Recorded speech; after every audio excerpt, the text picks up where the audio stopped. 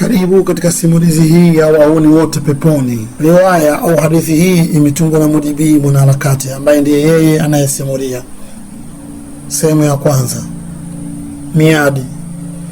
Miadi kisogea, moyo uhakaika kwa kasi na haraka, huwa kama kidonda kinachopita. Pwi pwi pwi. Kufanya hivyo ni lai kwa mwili umsubiriao mwenza kwa hamu kuwa wasaa utawadia, huku matarajio ya mambo kuwa mazuri yakipanda hadi 2000%. Ikiwa inatambulika hivyo, siku wa siku mwamba mzito wa Keita leta jeuri akukekete, ambaye hakuwa akijua asili ya mwili ulivyomkorofi ukimtaka mwenza, alifika eneo la tukio, mahali alipoelezwa kuwa ndipo atakutana na mwenzake mapema kabla ya muendesha mechi kufika.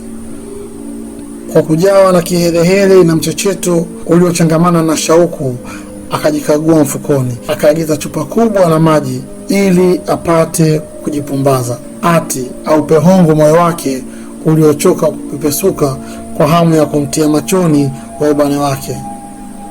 Maji yalipotuliwa mezani yakiwa kwenye chupa yake yenye nembo ya uhai, hapo ndipo akazinduka shinda zinduna yenyewe. Afikiwa na fahamu kuwa mhudumu hakumpatia kitu muhimu kwake. Akaita, "Mhudumu." Mhudumu akageuka kama shingo ya feni na kumtazama akiwa mkimya. Bwana Keita akatoka na kauli, "Leta kikombe, glasi 2, leta hapa haraka." Mkononi mwake alikuwa na simu janja ikigombana na vidole vyake, huku macho yakiibia kulisoma gazeti la Habari Leo lililokuwa mapajani pake. Mgongo wake aliuegesha ketini, huku macho yake yakipepesa kulia na kushoto, akiwa kama mwenye kuingiwa ukungu machoni. Kwa muda aliotarajia, ndipo akamwona mwamuzi wa mechi kwa mbali akiwa anajikogoja kama twiga. Miguu yake ilipishana petupetu, huku dera kalikusanya mkononi kana kwamba alipewa bure na shogai, kwani limeumeza mwili wake kwa jinsi lilivyopwaya. Mzeta nafsi ikaingiwa baridi, yani kapoa kwa mategemeo kuwa miadi ingetimia. Si mbali hadi mwendesha mechi afiki alipo Mzeta. Kidogo kwa nyuma akamwona binti walika sawa na mgeni wa Mzeta akikimbia huku akiita, "Wewe sijali, ngoje." Hapo Mzeta macho akamtoka kama pimbi akiwa juu ya mlima wakati radi na ngurumo vinapishana. Hakujali. Sijali hakujali kama jina lake. Alisogea hadi alipo mgeni wake aliyemweka kimsubiri kwa muda. Akayazungusha macho yake yaliyomeza wanja, mapuka na mafuta ya mgando. Akaita kama akaambiwa na mtu, "Mzeta." Hapo alimsalimia Mzeta, lingali tabasamu limechanua kama ua waridi changa.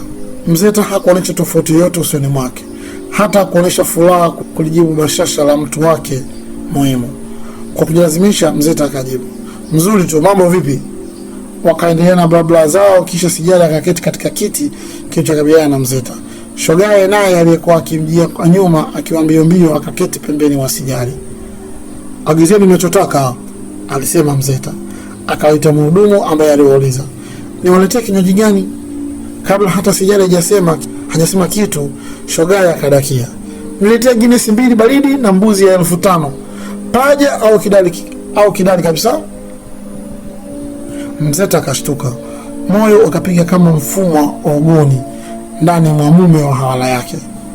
Inakuaje mwaliko anasema mwanzo kabla ya mwenye shughuli? Akajizuia asionyeshe tofauti usoni waziwazi.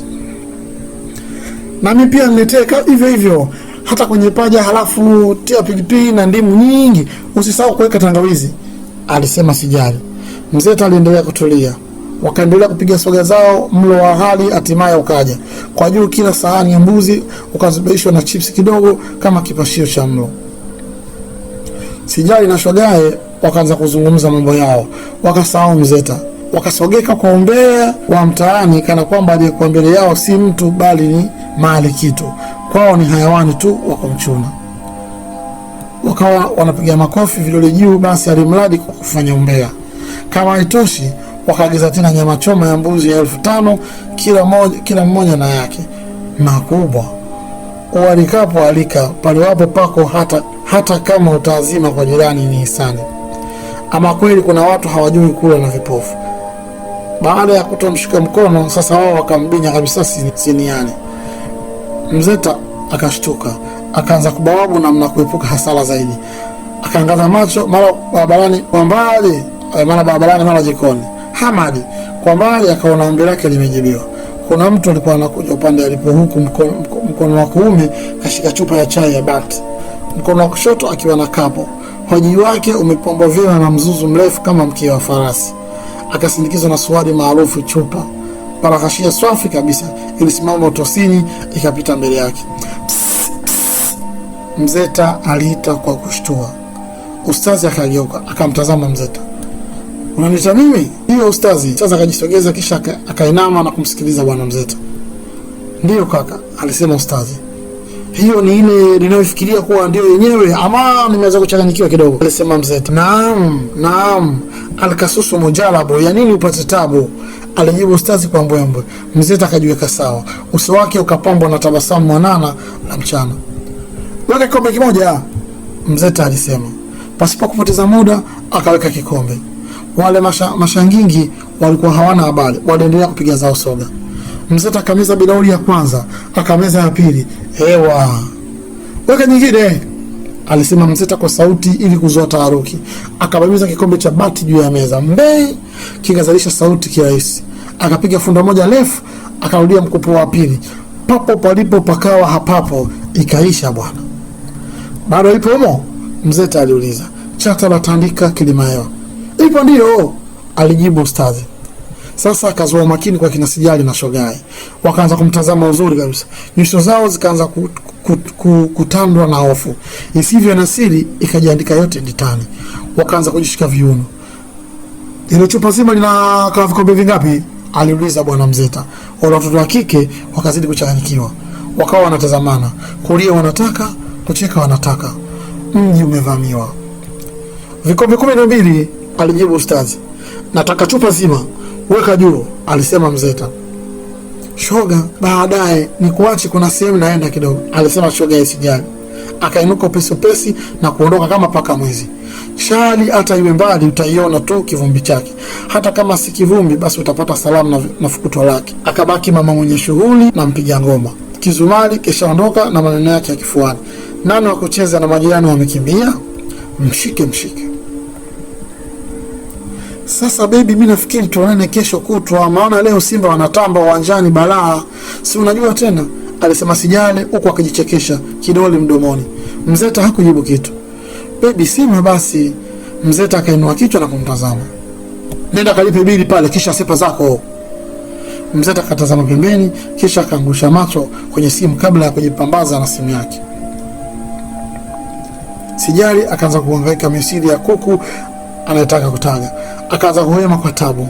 Akaduliza fikra ili apate maneno matamu ya kumtuliza Mzeta. Kisha ilipo bili aliyoambiwa alipe. Wapi? Tema nyama hizo au tukamalizane tu.